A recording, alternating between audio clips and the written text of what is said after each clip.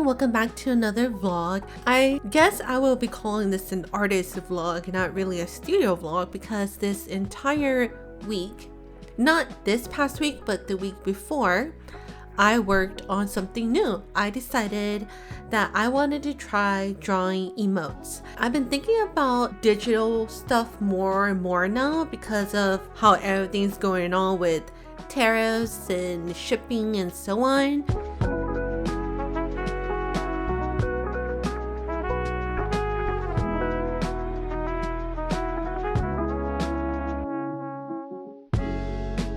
I have been commissioned before to make emotes for someone on Discord, and it was a lot of emotes from different animes and so on, different expressions. And I usually do not take commissions because one, I never know how to price them, and two, I know that I take a long time to finish artwork, so I hate having that time restraint. And I also hate making people wait. However, the person who commissioned me, they were very nice about it, and it took me a while to finish their commission because it was a lot, and I charged them not enough because I charged them half of minimum wage for each emote. But I also did it without knowing all the information about making emotes. So before I started doing it, I looked up some tutorials and stuff on YouTube.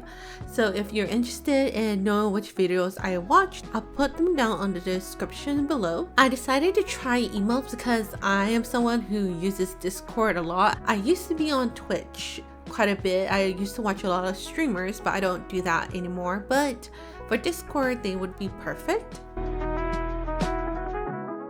So of course, for the first set of emotes, I needed to do Captain Froggo emotes. I am using this grid template that was provided by VideogameShay. I do like this grid method because you can see all the expressions. You can see everything all at once, but I haven't done everything for it, so I don't know if this works for me, but the drawing and sketching and everything part of it was perfect here.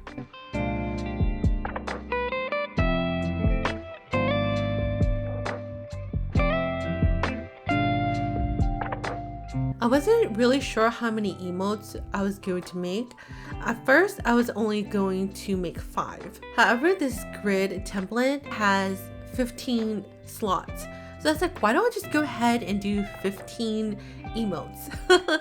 Especially if this is something I only end up doing once, and if I didn't enjoy it, at least I had a whole set of emotes, and if like it didn't work out, I could just use them myself, right?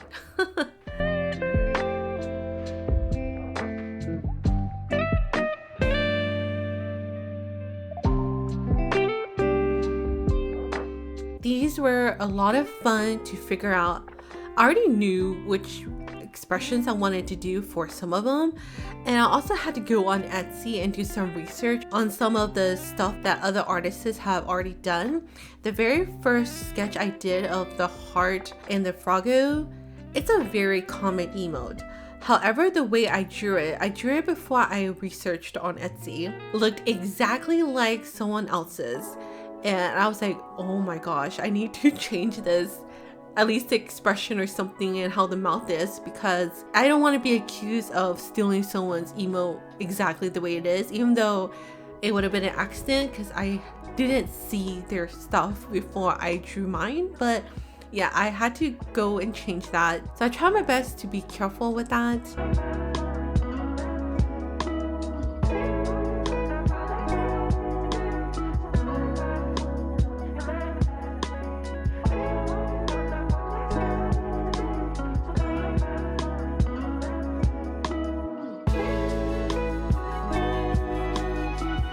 Most of the week that I was doing this, I was in the living room with the AC on. It's starting to get warm here, and spring was very weird here. It's like it didn't even exist. The weather was probably warm one time during the spring where I couldn't handle working, and I was literally just staring at my screen.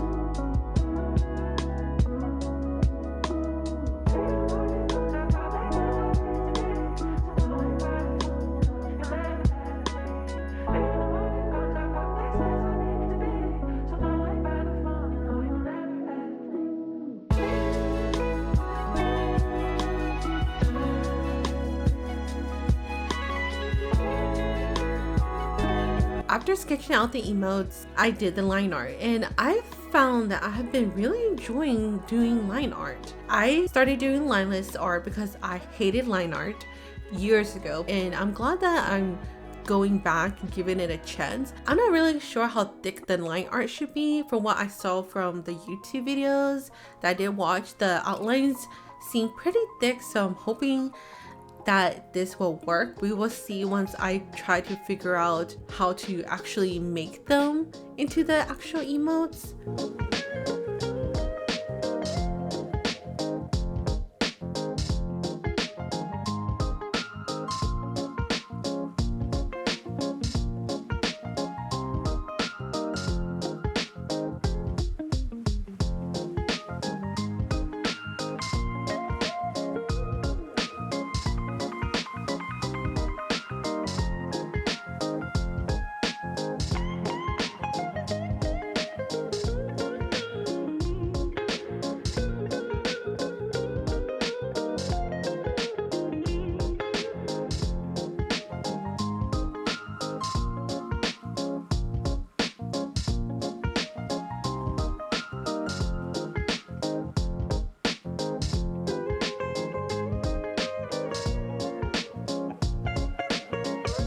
Now, I've been doing a lot of different rendering these past few weeks. If y'all been following me, y'all saw that I've been doing fan art and my original rendering that I always do for my cute stuff, and then I'm adding line art back.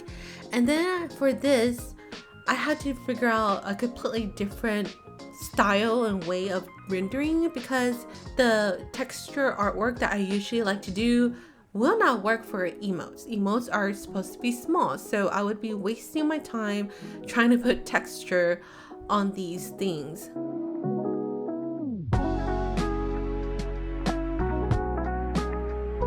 So what I ended up doing was I started rendering the way I usually do. I do the flat colors, and then I use the soft brush and use the Gaussian blur, I probably said that wrong, to soften it more.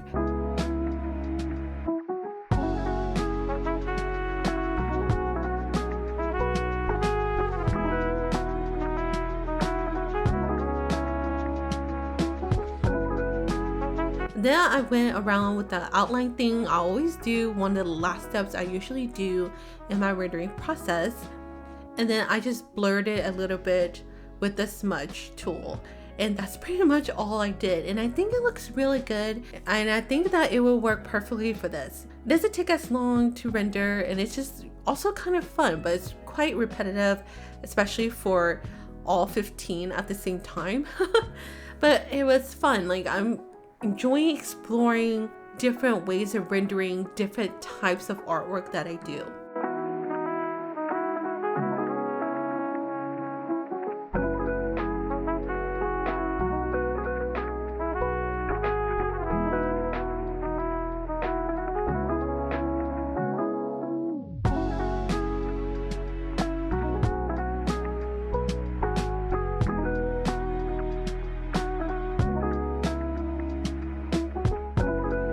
I'm glad that it's done. It looks great. I'm very pleased with the outcome.